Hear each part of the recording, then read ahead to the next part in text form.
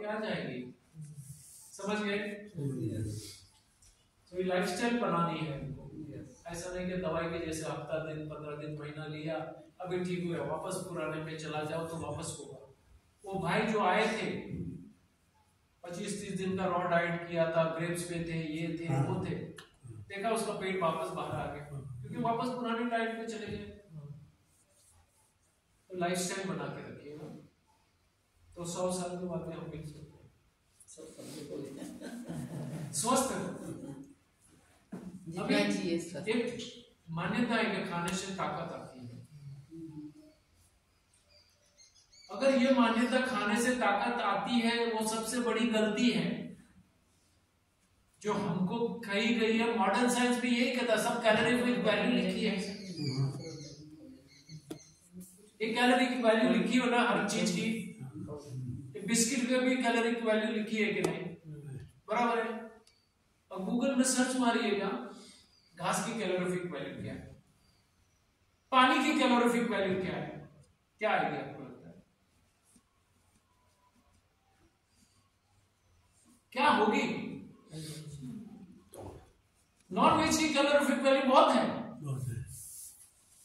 Animal based food की calorific value ज्यादा है, ये नहीं है। सबसे पहली चीज तो ये समझना है कि सबसे ये हॉर्स पावर किस पे से आया? घोड़े से आया। घोड़े की शक्ति से ही आया। तो घोड़ा क्या खाता है? घास, चना तो हम देते हैं, उसको बंदी बना के हम चना खिलाते हैं, वो खुद घोड़ी खाता है। घास खा के भी उसके पास इतनी ताकत है और उसपे से हॉर्स पावर डिराइव किया है। मेडिकल से आज के मॉडर्न साइंस को पूछे what is the calorific value of grass, almost नहीं। या पानी पे एक महीना 2 महीना टिक जाते हैं और किलोमीटर रोज चलते हैं। कहां से शक्ति आई? कहां से आई?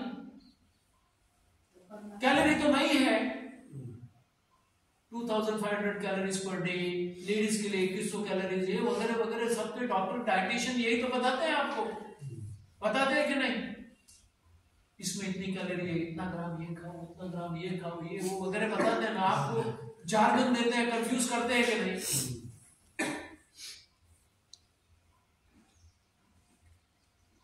कैलोरी का सिद्धांत जिसमें जीवनी शक्ति है उसके लिए नहीं है। डेड मटेरियल को कैलोरीफिक वैल्यू लगा सकते हो, उसको जलाने के बाद क्या कैलोरी आती है उसके जो भी कैलकुलेशन है that is okay, not for a living being. खाने से शक्ति का व्यय होता है। सुनिए क्या बताया मैंने? खाने से शक्ति का व्यय होता है।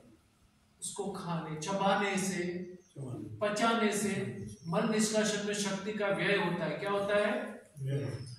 बराबर है। मैं बोलता हूं तो मेरी शक्ति का व्यय होता है, चलता हूं तो शक्ति का व्यय होता हूं, सोचता है तो शक्ति का व्यय होता हूं, गुस्सा करता हूं तो और भी शक्ति का व्यय होता है, दुखी होता हूं और भी शक्ति का व्यय होता है, और कोई चला गया उसका वियोग हो गया, होता है ना, कोई नियर एंड डियर चले गया तो कैसा सदमा लगता है, सबसे ज्यादा शक्ति का व्यय वहां होता है। तो शक्ति आती कहां से है? बात ये है, मैंने बोला कि ये शक्ति का स्रोत नहीं है। अरे आज हम देखते हैं लोग उपवास करते हैं, महीनों तक का रहते हैं, स्वस्थ रहते हैं, 30-30 दिन बिना पानी का किया स्वस्थ है। तो शक्ति का स्रोत क्या है पहले वो भी समझो। क्या लगता है आपको? नींद से, नींद में आती है, वो बराबर है, हमारे फिर कब आती है? हमारे अंदर शक्ति होती है पर हम कुछ नहीं खाते तो शरीर उसका उपयोग कर लेता है। सूर्य कॉस्मिक एनर्जी। जब हम सो जाते हैं एक ऐसा स्टेज आता है जब मैं और मेरा चला जाता है। I and my is not there. मेरा ईगो संपूर्ण निकल गया है, मेरी पूरी आइडेंटिटी चली गई है। मैं मेल हूँ, फीमेल हूँ, पैसे वाला हूँ, ये हूँ, डॉक्टर हूँ, इंजीनियर हूँ, करोड़पति हूँ, ये हूँ, वो हूँ, गोरा हूँ, काला हूँ, हूं, जितनी भी आइडेंटिटीज मैं लेके घूम सकता हूँ वो सब चली गई। मैं और मेरा कुछ भी नहीं है। तब शक्ति का संचार होता है, कॉस्मिक एनर्जी हमको चार्ज करती है। इसलिए गाढ़ निद्रा का बहुत जरूरी है, डीप साउंड स्लीप। और जिसको डीप साउंड स्लीप होगा वो आदमी देखो ताजगी स्फूर्ति से भरा है। समझ रहे हैं? और जो स्लीप डिप्राइव्ड है, सुबह उठेगा तभी मर मर के उठेगा, अलार्म लगाएगा टक बंद, फिर अलार्म तो रिपीट करता है, एकदम सिंसियर है, थोड़ी देर बाद वापस बंद, स्नूज करते रहेगा। हो सकता है उसको पटक के क्योंकि वो थका हुआ है, उसकी चार्जिंग नहीं हुई है। फिर जबरदस्ती उठना पड़ता है, मरते मरते ऑफिस में काम पे जाता है और फिर वही नजरिए से काम करता है, काम में भी कुछ होश नहीं है, तो वहां से भी उसको फिर मेमो मिल जाता है और फिर दुनिया को कोसता है, दुनिया बेकार है, पार्शियलिटी। अरे भैया तेरा काम ही ऐसा है कि तेरे को कौन टिकाएगा, घर वाले भी नहीं टिकने देंगे बातें तो आपकी चार्जिंग कहाँ होती है? डीप साउंड स्लीप में।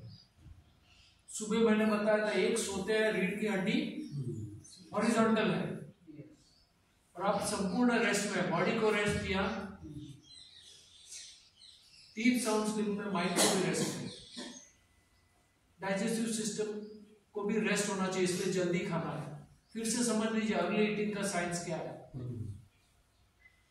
तब तक आपका जो डीप साउंड स्लीप, समझो आपको रात को 1-2 बजे आती होगी, 1-2 घंटा, आधा घंटा, 10 मिनट, 5 मिनट, जो भी होगा, आपका पाचन भी काफी कुछ लोड कम हो गया होगा, तो टोटल बॉडी रेस्ट में है, तभी वो एनर्जी हमको चार्ज करती है, कॉस्मिक एनर्जी हमको चार्ज करती है।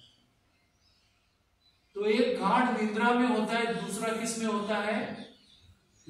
Engrossed meditation. किसमें? ध्यान में लीन हो जाना। किसके ध्यान में? ईश्वर, उस परम शक्ति के ध्यान में, जिसके कानून से, जिसके नियम से पूरा ब्रह्मांड चल रहा है, पृथ्वी चल रही है, आप और मैं चल रहे हैं, एक एक क्षण हमारा उसके हिसाब से चल रहा है। उसको सरेंडर करना है। तो अभी रीढ़ की हड्डी कैसी रहेगी? मेडिटेशन में रीढ़ की हड्डी कैसी रहेगी?